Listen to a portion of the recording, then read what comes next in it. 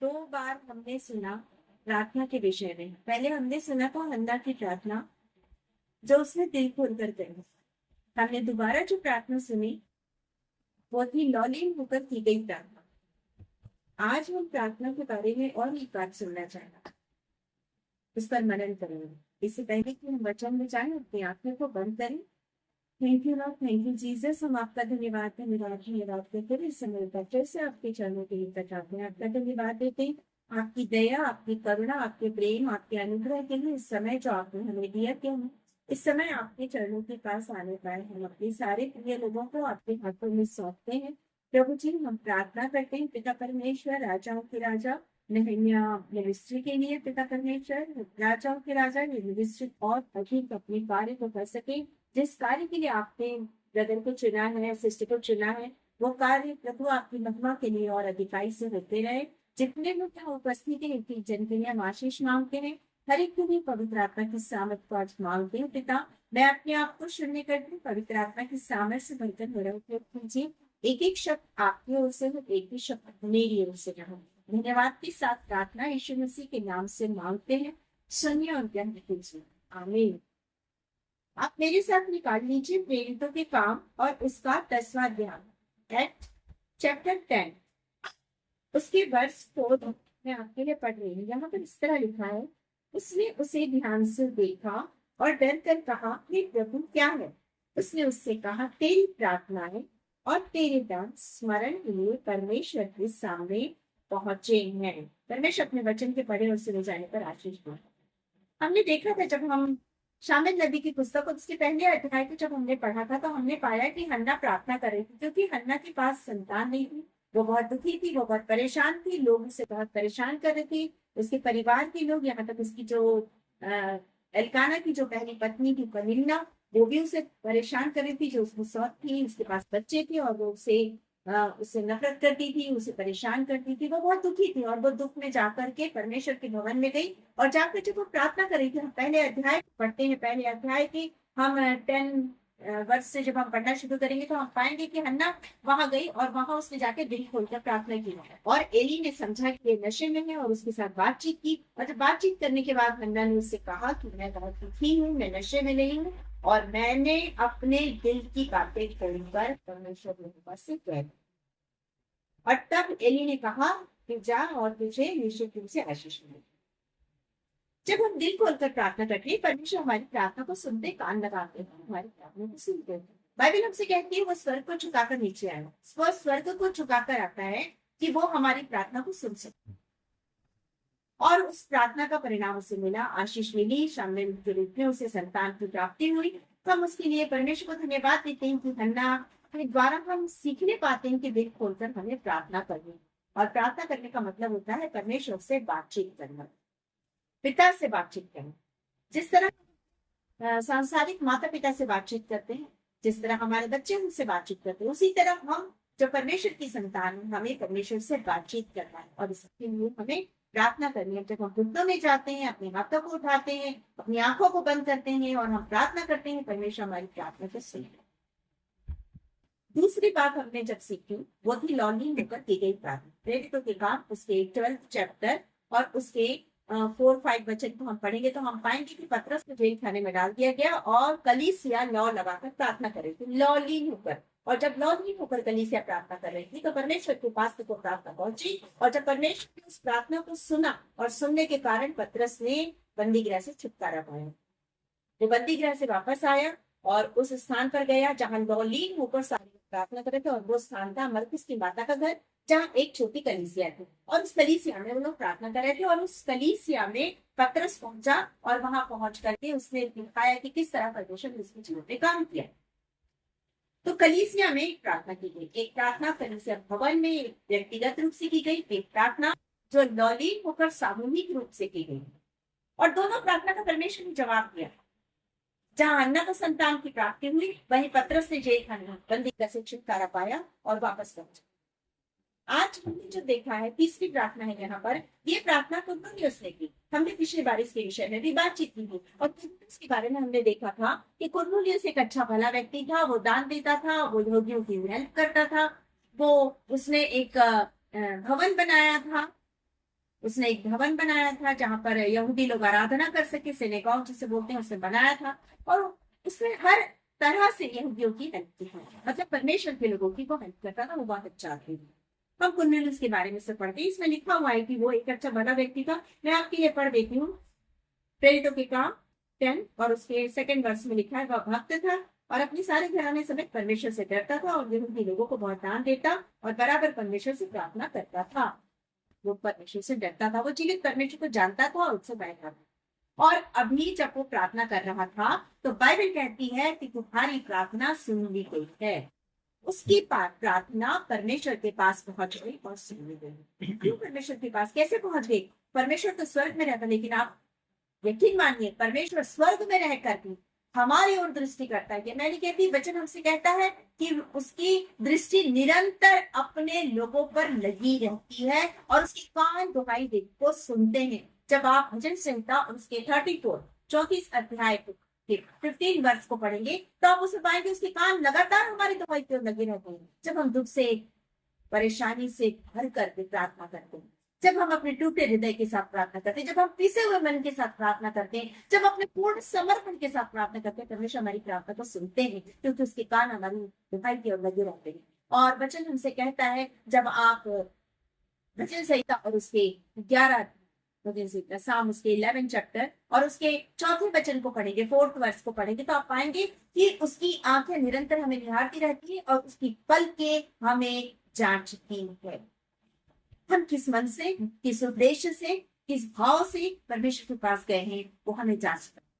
वो जांचता है, वो हमारे मनों को जांचने वाला परमेश्वर वो जांचता है। और यहाँ कुरनेलियुस ने जो प्रार्थना की, परमेश्वर ने उसकी प्रार्थना को सुना। न सिर्फ वो अपने लिए, परंतु अपने घराने के लिए, अपने कुटुंबियों के लिए, अपने परिचितों के लिए, सबके लिए वो यहाँ पर प्रार्थना कर रहा था। और इस प्रार्थना का परिणाम ये हुआ कि पतरस के पास ये बात पहुंची और पतरस कुरनेलियुस के पास आया।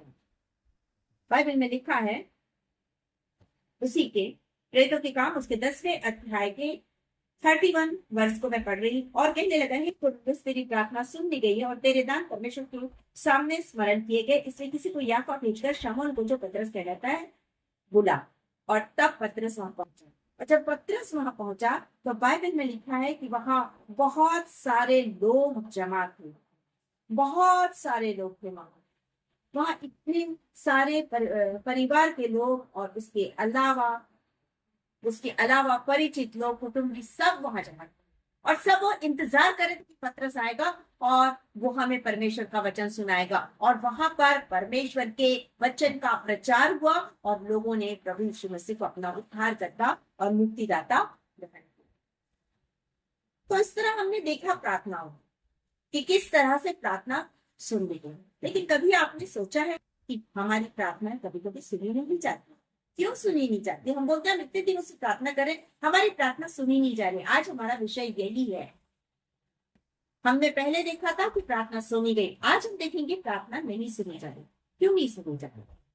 आप मेरे साथ निकाल लीजिए यशायाह नबी की पुस्तक और उसका पहला यशायाह चैप्टर 1, यशायाह नबी की पुस्तक और उसका पहला अध्याय, फर्स्ट।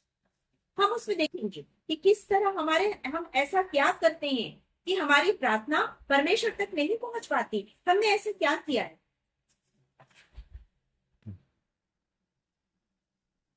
मैं आपके लिए पढ़ देती हूँ, 14 वर्ष से पढ़ रही हूँ। पहला अध्याय है यशायाह फर्स्ट चैप्टर और उसके 14 वर्ष से मैं आपके लिए पढ़ रही हूँ। यहाँ पे लिखा है, तुम्हारे नए चांदों नियत पर्वों के बांधने से मैं जी से पैर रखता हूँ, वो सब मुझे बहुत जान पड़ते, मैं उनको सहते सहते उगता गया हूँ। जब तुम मेरी ओर हाथ फैलाओ तब मैं तुमसे मुख फेर लूंगा और तुम कितनी भी प्रार्थना क्यों ना करो तो भी मैं तुम्हारी प्रार्थना ना सुनूंगा।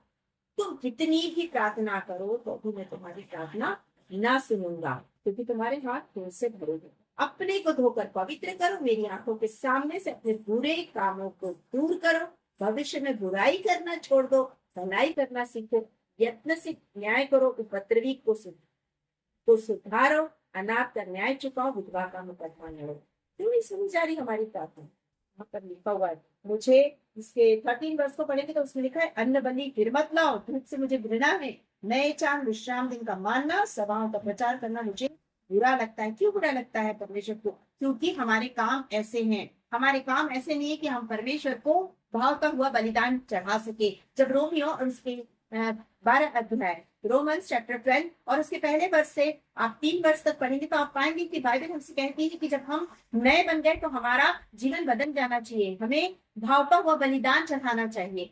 हमें आत्मिक सेवा करनी चाहिए परमेश्वर की। लेकिन हम वो सब कुछ छोड़ करके हम क्या कर रहे हैं? हम दिखावे का जीवन यदि जी रहे हैं, यदि हमारे जीवन में दिखावा, हम दिखाने के लिए लंबी लंबी प्रार्थना कर रहे हैं, बहुत हाथ उठाकर लंबी लंबी प्रार्थना कर रहे हैं, घंटों बैठे सिर्फ प्रार्थना कर रहे हैं, लेकिन हमारे मन के अंदर गंदगी, हमारे मन के अंदर बुराई है, हमारे अंदर मन के अंदर में किसी के प्रति नफरत है, बैर है, बुरे भाव है, निंदा है, तो परमेश्वर कभी भी हमारी प्रार्थना नहीं सुनेगा। वो कतई हमारी प्रार्थना की ओर ध्यान नहीं लगाएगा, क्योंकि हम सच्चे मन से, शुद्ध हृदय से परमेश्वर के पास नहीं जा रहे।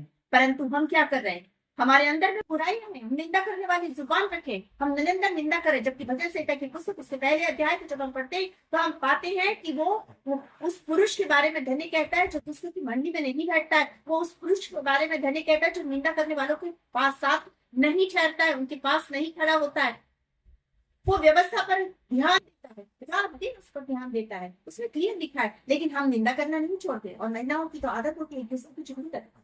ये तो बहुत बुरी बात है। उसने ऐसा कहा, इसने वैसा कहा। नहीं, यदि हमारे अंदर ये बुराई है, यदि हमारे अंदर ये चुगली की भावना है, यदि हमारे अंदर ये निंदा करने वाली जुबान है, परमेश्वर हमारी प्रार्थना नहीं सुनेगा।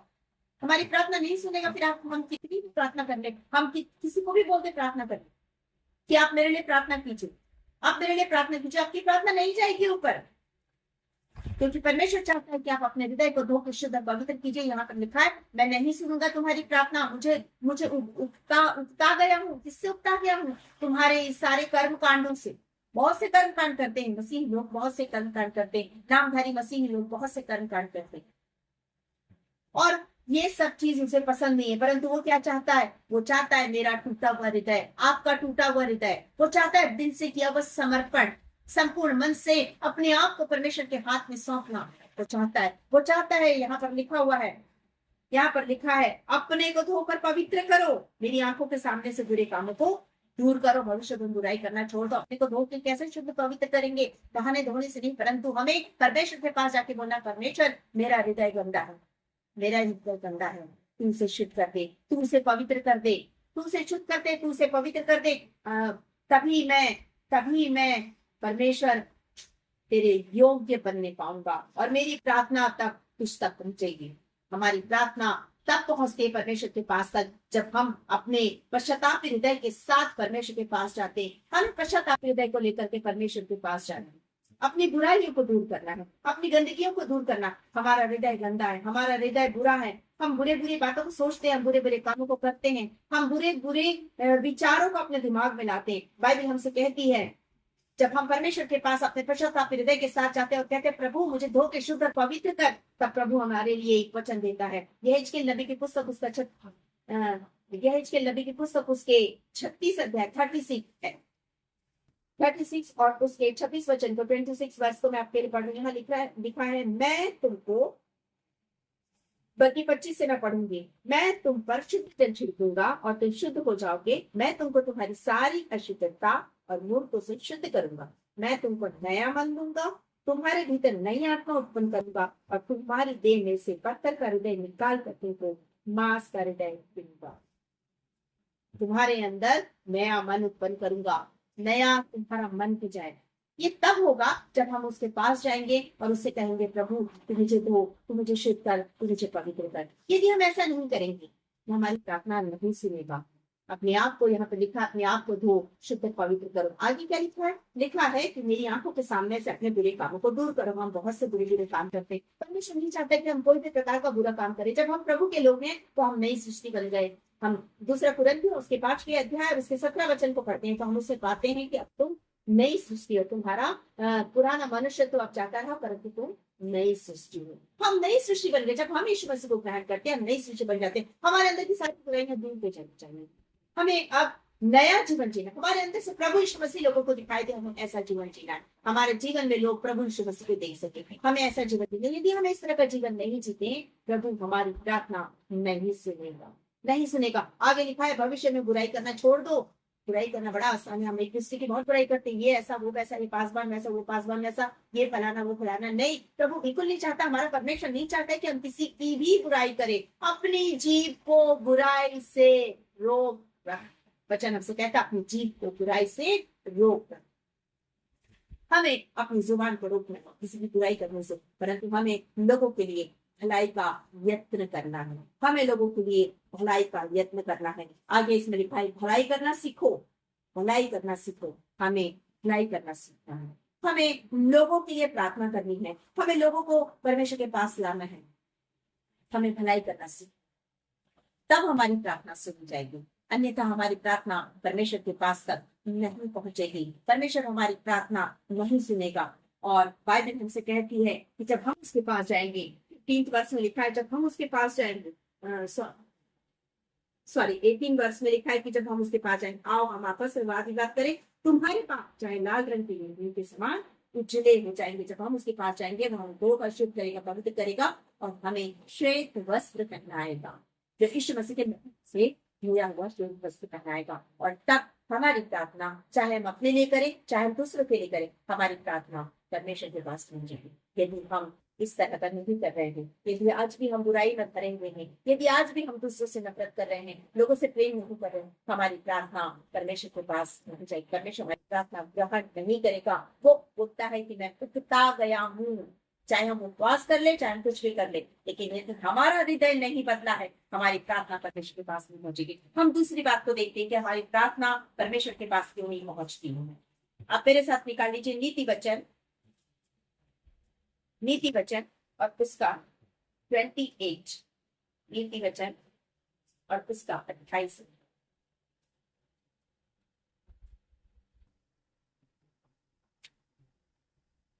नीति वचन उसका 28 अध्याय, प्रोवर्ब्स 28 वर्ष 9 वचन को पढ़ रही। जो अपना कान व्यवस्था सुनने से मोड़ लेता है, उसकी प्रार्थना घृणित है। जो अपना कान व्यवस्था सुनने से मोड़ लेता है।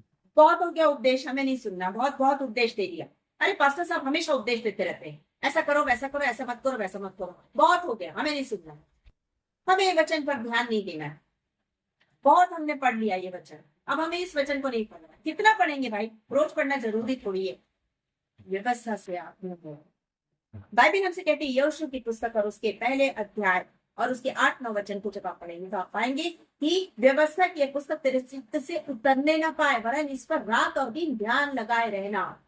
जब आप व्यवस्था पर, इस वचन पर, यहाँ के लिखे जीवित कलाम पर, जो परमेश्वर का वचन, इस पर ध्यान देंगे, परमेश्वर आपकी प्रार्थना सुनेगा। जब आप इस पर ध्यान देंगे, इसको अपने जीवन में अपनाएंगे, वचन के न सिर्फ उसको पढ़ने वाले या सुनने वाले, वरन उस पर चलने वाले भी बनेंगे। आप वचन को पढ़ेंगे, वचन पर चलेंगे, तो बाइबल हमसे कहती है तुम्हारे हर कार्य सफल होंगे। 9 वचन में लिखा है, क्या मैंने तुझसे नहीं कहा कि जहां जहां तू जाएगा वहां वहां तेरा परमेश्वर यहोवा तेरे संग रहेगा, और जो भी तू कार्य करे उसमें तू सफल होगा। कब सफल होगा? जब तू व्यवस्था पर अपना ध्यान लगाएगा, जब तू वचन पर अपना कान लगाएगा, जब तू वचन को सुनने पर अपना कान लगाएगा, जब तू वचन पर चलने के लिए अपने कदमों को उठाएगा। बाइबल कहती है कि उसका वचन हमारे लिए क्या है? तेरा वचन मेरे पांव के लिए दीपक और मेरे मार्ग के लिए उजियाला है। वो हमें उजियाला करके हमारा रास्ता मार्गदर्शन करेगा और हम उस पर चलेंगे। जब हम वचन को सुनेंगे, जब हम वचन पर चलेंगे और जब हम वचन को अपने हृदय में रखेंगे, पटिया में, हृदय की पटिया में लिख के रखेंगे, जिसे लोग रात और दिन पढ़ सके, हमारा जीवन सफल हो जाए। हमारी प्रार्थना तब सुनी जाएगी। यदि हम वचन पर ध्यान नहीं देते, यदि हम व्यवस्था पर, जो परमेश्वर ने हमें व्यवस्था दी, यदि हम उन व्यवस्था पर ध्यान नहीं देते, यदि हम उन 10 आज्ञाओं को नहीं मानते हैं, यदि हम उन 10 आज्ञाओं के अनुसार नहीं चलते हैं, नहीं सुनते हैं, तो बाइबल हमसे कहती है कि तेरी प्रार्थनाएं घृणित ठहरेगी, क्योंकि तू व्यवस्था को नहीं मानता, तूने व्यवस्था से अपना मुंह मोड़ दिया। तो आज हमें निर्णय लेना है कि हमें बुराई से बचना है। आज हमें निर्णय लेना है कि हमारे अंदर की सारी बुराई को हमें दूर करना है। आज हमें निर्णय लेना है कि हमें निंदा नहीं करनी है। आज हमें निर्णय लेना है कि हमें न सिर्फ सुनने वाले, परंतु हमें उस पर चलने वाले भी बनना है। तभी हमारी प्रार्थना, पहली चीज वो हमारी प्रार्थना सुनेगा। हमें यीशु मसीह के लहू से धोकर शुद्ध और पवित्र करके श्वेत वस्त्र पहनाएगा, हमारी प्रार्थना सुनेगा। दूसरी चीज, जब हम वचन पर विश्वास करेंगे, वचन के अनुसार चलेंगे, वचन का प्रचार करेंगे, अपने जीवन से दिखाएंगे कि हमारे अंदर प्रभु यीशु मसीह रहता है, हमारे अंदर उसका वचन कार्य करता है, और हम वचन को महत्व देंगे, तब हमारी प्रार्थना सुनी जाएगी, प्रार्थना पूरी करेगी। तीसरी और आखिरी बात हम देखेंगे, पहला पत्रस उसका 3रा अध्याय, 1 पीटर चैप्टर 3, पहला पत्रस उसका 3रा अध्याय और उसके 7वें वर्ष को मैं आपके लिए पढ़ रही हूँ। ये मत समझिए पत्नियों की ये सिर्फ आपके लिए खुशी की बात है, पर पतियों के लिए भी है, पत्नियों के लिए भी है, दोनों के लिए है। वैसे ही हे पतियों तुम भी बुद्धिमानी से पत्नियों के साथ जीवन निर्वाह करो, स्त्री को निर्बल पात्र जानकर उसका आदर करो, यह समझकर कि हम दोनों, पति और पत्नी दोनों, जीवन के वरदान के वारिस हैं, जिससे तुम्हारी प्रार्थनाएं रुक ना जाए।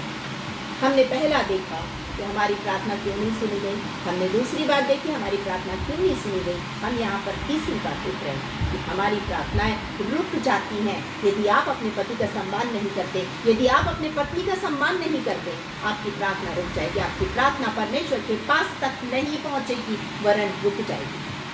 हमें एक दूसरे का सम्मान करना है, हमें एक दूसरे का आदर करना है। यदि आप आदर नहीं करेंगे, प्रार्थनाएं रुक जाएंगी, प्रार्थनाओं में रुकावट आ जाएगी। परमेश्वर चाहता है कि हम एक दूसरे का आदर करें, हम एक दूसरे का सम्मान करें, ताकि हमारी प्रार्थना परमेश्वर के पास पहुंचे। और बाइबल में लिखा है, जब हमारी प्रार्थना परमेश्वर के पास पहुंचेगी तो जीवन के वरदान के वारिस हैं। हमारी प्रार्थना जब नहीं रुकेगी, हमारे जीवन में वरदान आएंगे। निरंतर वरदान की खोज में रहो। पौलुस कहता है, मैं निरंतर वरदान की धुन में रहता हूँ। दानों और वरदानों की धुन में रहता था पौलुस, वो प्रार्थना करता था और आज चाहते हैं कि मैं और आप भी प्रार्थना करें और वरदानों की धुन में रहें। और वरदान हमें तब प्राप्त होंगे जब हम एक दूसरे का सम्मान करेंगे। कई बार ऐसा होता है कि पति पत्नी का सम्मान नहीं करते, कई बार होता है किसी के भी सामने उसका अपमान कर दिया जाता है। आप जानते हैं, ये परमेश्वर को बिल्कुल नहीं खाता। परमेश्वर ने न सिर्फ आदम को बनाया, वरन उसने हवा को भी बनाया, और हवा सबसे पहले परमेश्वर से जुड़ी। ये मैं नहीं कहती, वचन कहता है आदम से भी ज्यादा पहले परमेश्वर से जुड़ी वो। जब पाप में आदम और हवा जब पाप में पड़ गए और अलग हो गए, तो आप उत्पत्ति उसके 4th चैप्टर को जब आप पढ़ेंगे, पहले वचन से पढ़ेंगे, तो आप उसे पाएंगे कैन और हाबिल के समय में वहां कोई स्त्री नहीं थी, सिर्फ आदम और हवा थे इस संसार में। और उस वक्त बाइबल में लिखा है, मैंने परमेश्वर की सहायता से पुरुष को पाया। मैंने परमेश्वर की सहायता से, तब परमेश्वर ने हवा की सहायता की। याद रखिए, स्त्री ऐसे ही नहीं है, स्त्री ऐसे ही नहीं है, स्त्री महत्वपूर्ण, बहुत महत्वपूर्ण। हम जैसे मैं सोशियोलॉजी के विषय में जब मैं पढ़ाई कर रही थी, मैंने सोशियोलॉजी में किया, और उसके विषय में जब मैं पढ़ रही थी, तो उसमें एक जगह किसी ऑथर ने ये बात लिखी, किसी लेखक ने कहा है, पुरुष दिमाग से काम करता है, पुरुष जो होता है वो अपने दिमाग से काम करता है, लेकिन स्त्री दिल से काम करती है। स्त्री दिमाग नहीं लगाती, स्त्री दिल लगाती, और पुरुष कभी दिल नहीं लगाता, वो अपना दिमाग लगाता। इसलिए ये मत कहिए कि स्त्री मूर्ख है, स्त्री बहुत भावुक है। वो परमेश्वर की ओर से आपको मिला हुआ एक गिफ्ट है। हर एक पुरुष को उसकी जो पत्नी मिली है वो परमेश्वर का एक गिफ्ट है, उसका सम्मान कीजिए, परमेश्वर को आदर मिलेगा। आप जब अपनी पत्नी का सम्मान करेंगे, परमेश्वर को आदर मिलेगा। उसी तरह बाइबल कहती है, पुरुष स्त्री का सिर है, हमें सिर का सम्मान करना है, क्योंकि उसका सिर कौन है? प्रभु यीशु मसीह। हमें पुरुष का सम्मान करना है। स्त्रियां भी अपमान करती हैं अपने पति का, जो अच्छा नहीं है।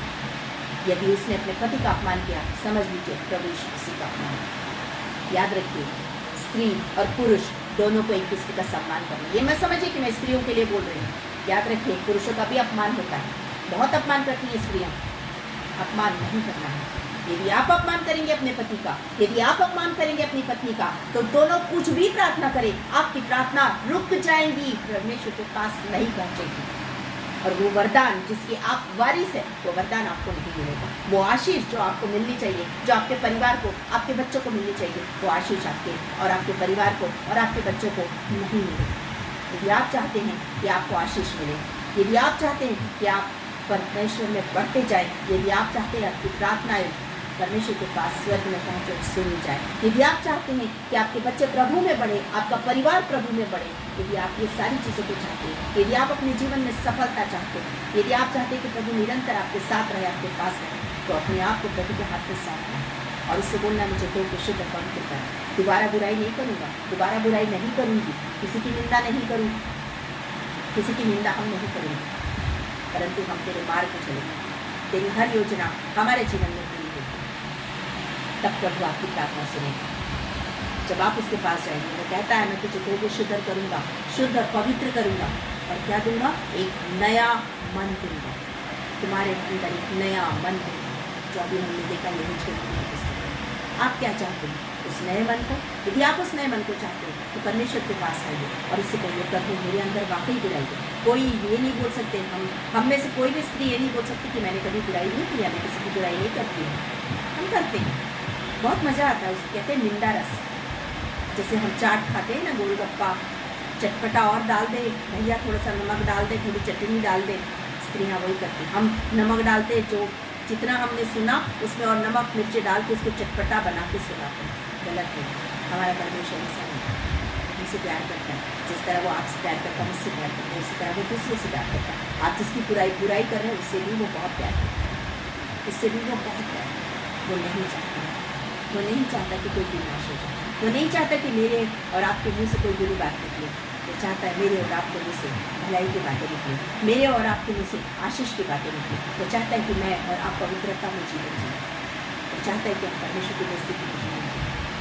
वो चाहता है कि हम दूसरे के लिए आदर्श बने, दूसरे हमारे जीवन में यीशु मसीह को देख सकें, दूसरे हमारे जीवन में यीशु मसीह को जान सकें, दूसरे हमारे पास आकर ये कहें मेरे लिए प्रार्थना करो।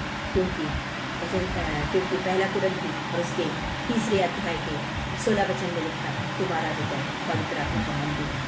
तो मेरा हृदय यदि पवित्र आत्मा का मंदिर है तो इससे कैसे बुरी बातें कर सकती है?